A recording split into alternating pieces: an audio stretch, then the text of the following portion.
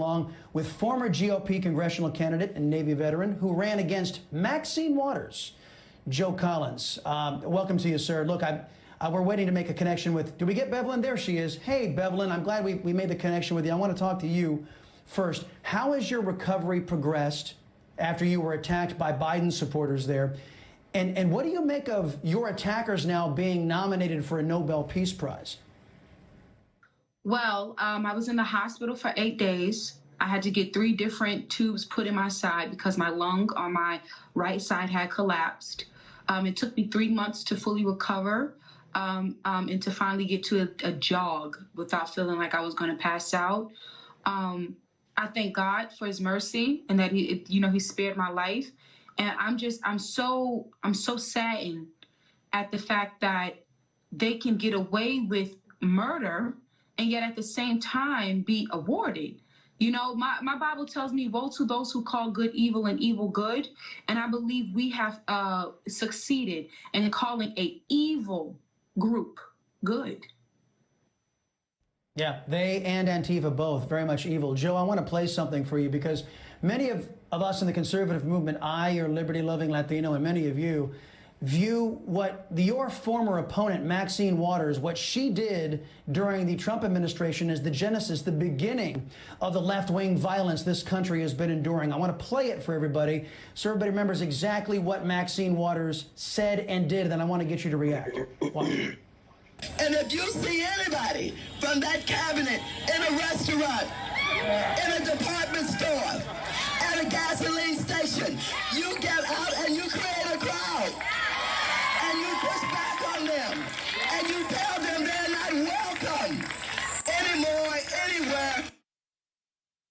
Now, Mr. Collins, a crafty Twitter poster put her words into a tweet condemning Cuomo and changing the name to Maxine Cuomo Watch. And left-wingers all over this country condemned her words, not knowing it was Maxine Waters' words, as violent, as promoting violence. What is your take on why this congresswoman is still allowed to be in the Congress as AOC and several others are calling for Republicans to be thrown out of office?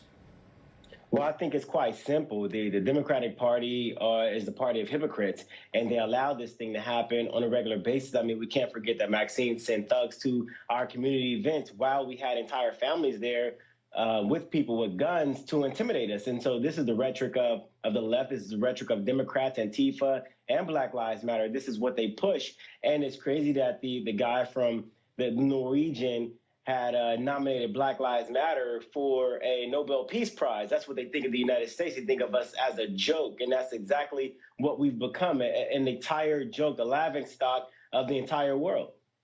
Yes. Bevelyn, you're going to remember, Bevelyn, you remember that during the campaign, Mr. Biden took him about 6 months to come out of his basement and condemn the violence. After his inauguration, Antifa and BLM have been rampaging through left-wing cities. Since then, he has not condemned that violence. He has not condemned the attack on you in the nation's capital by BLM. What does that tell you about Mr. Biden? Well, let's just be clear about Biden. BLM can't even get a phone call from him. He just needed them so that he can push his agenda and his narrative to get elected, which he still didn't get elected. He had to steal it. You know what I mean? But now that he's in office, you think he cares about BLM or what they're doing? No, they're quiet as far as he's concerned until the next 4 years come. You know, I mean, I feel like Biden and all of these leftists, they have the same narrative, the same agenda that Hitler did and that Mussolini did. They push this communist agenda using these militias and all of this stuff like that so that they can indoctrinate a people who are obviously not willing to pay attention to what's really going on, use us, especially blacks, as they've always done. Now he's in office, he could care less about us. Malcolm X spoke clearly about people like that. He said that for us as a black people to vote for Democrats like him who make promises and then don't do anything, if we vote for them, we are a traitor to our race, and we're political chumps. And he just proved it. Wow. Joe, I've got to ask you, we played yesterday on the program this montage of not just Maxine Waters, of several other socialist Democrats calling for violence without any repercussions.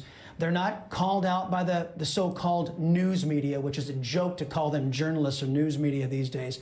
They're not called out by their fellow Democrats, yet these same Democrats, just like Antifa, they label their political opposition as Nazis, so it gives them the excuse to beat the living tar out of them, right? And the same thing is happening with AOC and Ilhan Omar and the rest.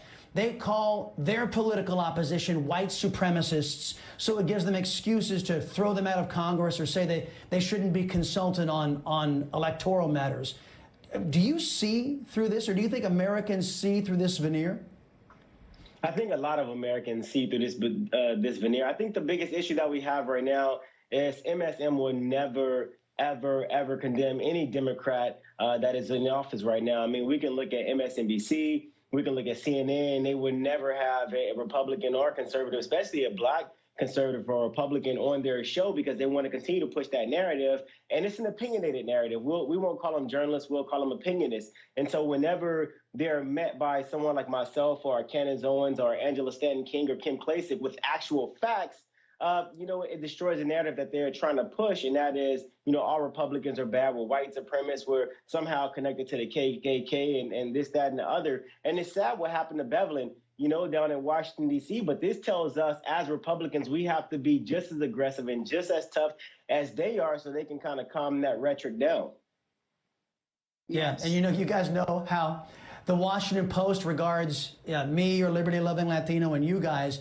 They call us conservatives of color. They call us white supremacists. I kid you not. The Washington Post has a lot of soul searching to do, in my opinion. Guys, always appreciate the time. Get you back soon here on the Chris Salcedo Show. Former Florida Congressman